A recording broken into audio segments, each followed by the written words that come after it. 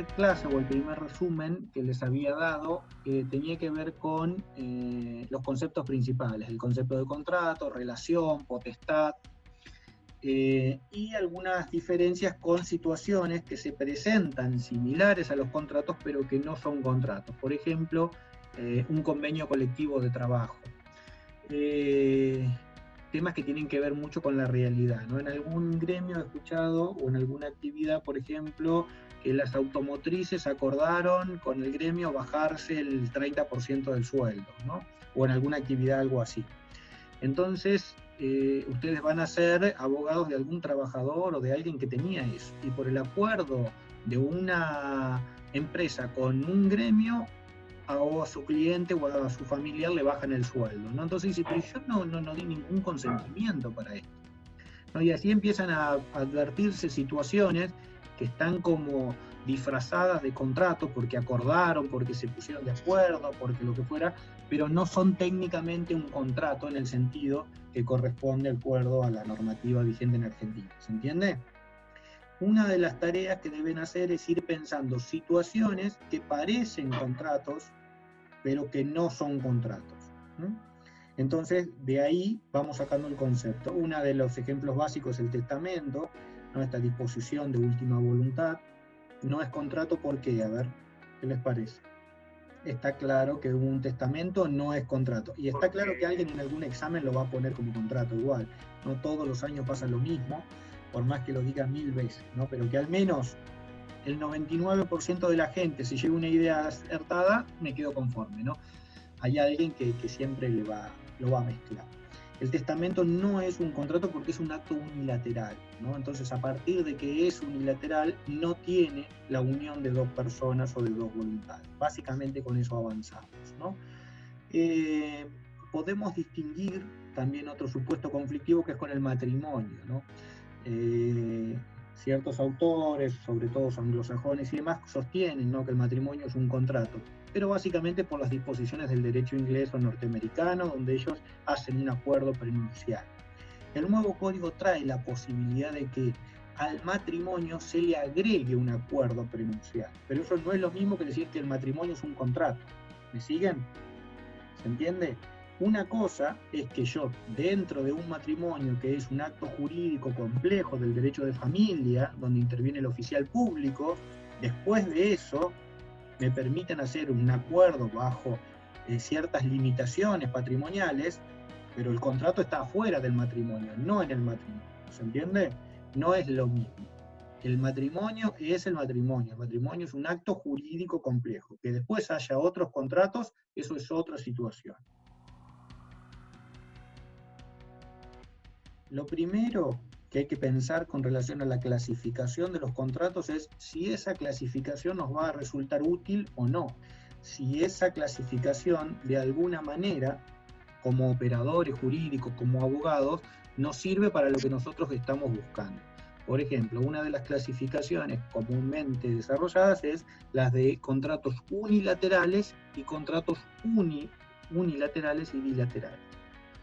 Entonces, ¿para qué usaríamos esta clasificación?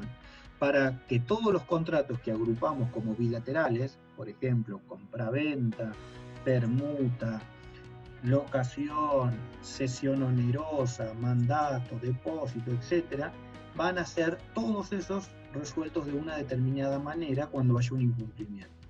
Que va a ser diferente a la manera de cuál, de cómo se van a resolver, por ejemplo, los contratos gratuitos.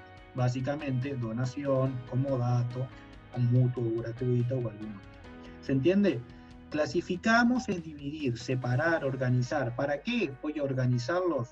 ¿Va a tener valor esa clasificación? Si me sirve para resolver casos. Si no me sirve, es una clasificación que el autor o tal libro ha realizado, pero simplemente con un valor académico, ¿no? Les había dicho por ahí que las definiciones no tenían que ser parte de los códigos. Lo que pasa es que todos los códigos traen clasificación. Las clasificaciones, algunas adolecen de algún error, eso después lo podemos analizar si alguien tiene interés. Clasificaciones más sencillas como contratos típicos y atípicos. ¿Para qué me sirve esto? Para resolver los contratos que son típicos de acuerdo a las reglas que me marca el ordenamiento jurídico vigente, que puede ser el código o alguna otra ley. Por eso digo el ordenamiento y no el código, ¿no? Puede haber por fuera del Código Civil y Comercial alguna otra ley que lo regule y ahí tendríamos alguna situación para resolver o para aplicar obligatoriamente. Y en los contratos que vamos a tener como denominados atípicos, básicamente vamos a tener que buscar la forma de resolver los conflictos, acudiendo a las reglas que la ley nos va a establecer. ¿Se entiende la diferencia? Para eso hacemos clasificaciones. Una de las diferencias que marca el nuevo Código Civil y Comercial con el viejo Código de Vélez es que el Código de Vélez traía la clasificación de contratos reales. Casi todos los autores sostienen que la clasificación de contratos reales no está en el Código Nuevo y que ya no se clasifican así los contratos, lo cual es parcialmente cierto. Es verdad que casi todos los contratos se erradicaron, todos los contratos reales, digo, y la clasificación que antes traía el código, eso lo van a ver en el texto que les dejé, ya no figuran los casos de contratos reales, que eran aquellos que se perfeccionaban con la entrega de la cosa. Ahora, básicamente, no existen, salvo, por eso hay que hacer siempre la aclaración, pese a que muchos autores dicen que la clasificación no está mal, el caso de la donación manual, 1554. Significa que en el Código Civil y Comercial, ¿no?, pese a todos los esfuerzos por erradicar los contratos reales, quedó un caso que es un contrato real. Si buscan el artículo, van a poder observar que eso es un caso de contrato real de acuerdo a la definición de Vélez, ¿no? Derogaron la definición, derogaron los casos, pero ese supuesto o se los olvidaron o quedó. No se lo olvidaron, en mi opinión, porque es un caso real que se da en la sociedad, ¿no? Si alguien quiere regalar un reloj, la única forma de hacer la donación válida de un contrato de una cosa mueble no registrable, como dice el artículo, es con la tradición.